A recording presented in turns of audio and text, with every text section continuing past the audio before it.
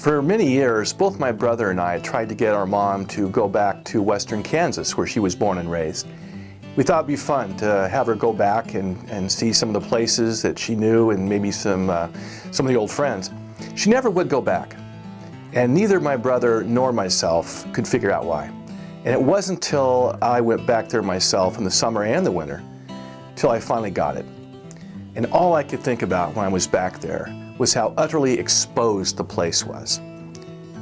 Whether it's summer, winter, or spring, storms would go through, dust storms, tornadoes, ice storms, and the kids would have to be forced down into the tornado cellar. And the storms would pass overhead, and they wouldn't know if the farm or the house would be there when they got out. And I finally understood, and I never asked her again.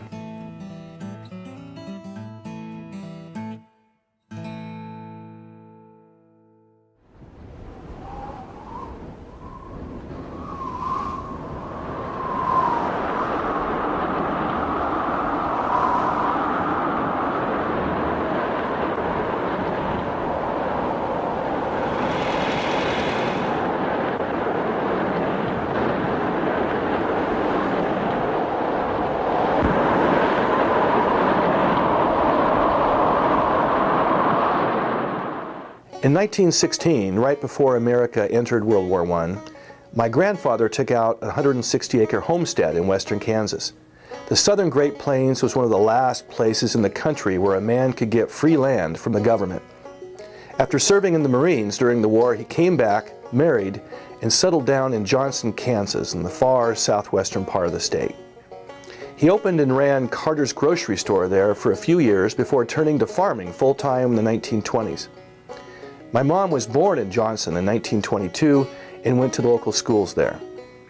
The 1920s were good years to be a wheat farmer on the Great Plains, and life was good.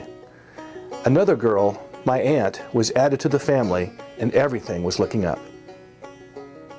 Mom used to speak often of how she thought she was raised and lived on half an orange because western Kansas was so flat. And it is. There are a few small canyons, but for the most part, you're exposed to the winds and weather on all four sides. Mom always spoke of the tornadoes and storms that came in, and the family was always going down to the storm cellar. In the 1930s, life changed drastically. The price of wheat collapsed with the Great Depression, and then nature itself seemed to conspire against the farmers. A huge drought started in 1930, and that, along with the farming practices, brought the dust storms. When the dust storms came in, what were they like? Oh, they looked like something rolling and coming toward, almost like water coming towards you. They would roll. They'd obliterate the sun, or you'd see it looked like a round pumpkin up there in the sky. Mother would wet sheets and tie to the headboard of our bed, and then down at the foot. And those things would be just brown with dust. In the morning? In the morning. And she did this why? So we wouldn't be breathing dust into our lungs, my sister and myself.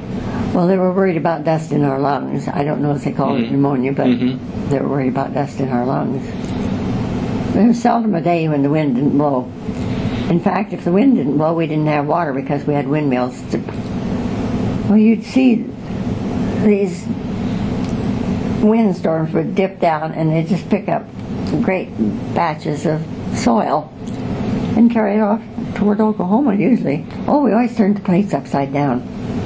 You didn't want that grit in your food. And how did you keep the dust out of the house? Was there techniques that... Well, we put wet towels down at the foot of the doors, and then other times you'd put a wet towel against the edge of the door and then slam it shut. Dip those strips of paper in that and then stick them against the door frame and the side of the door and across the top and across the bottom. How many days a year did the wind blow? It blew every day, sometime during the day. It would look like it was going clear up to the sky. Well, it was up to the sky. And they'd come rolling They would be like this. They would roll like this. Almost like water, like roiling. Yes. I've heard a lot of people describe them as rolling like that. Yes. They did. They just roll right in. Boy, you saw those coming, you headed for the storm cellar. What are dugout houses? What are those? They're dug into the side of a hill or something, and people lived in those. Of course, they had to watch because snakes got in there too because it was cool. And So, but the wind was a part of winter as much as it was the summer, right? Did you have blizzards? oh, yes. What were they like? Well, school usually did. Sometimes, in fact, one bus went off the road and a bunch of kids froze and the driver froze. Well, but they pound up the bunch grass. They plowed it up. They pound up to everybody's going to get rich making wheat, growing wheat. Right. It didn't work. Prices weren't very good for wheat during the Depression. They just crashed. 36 cents a bushel. You could hardly. And even lower sometimes. Yes, you could hardly afford to haul it to the elevator for that. Mm-hmm. It's not happy memories. It was scary. I mean, when the wind would blow and you'd wonder if the house was going to stand.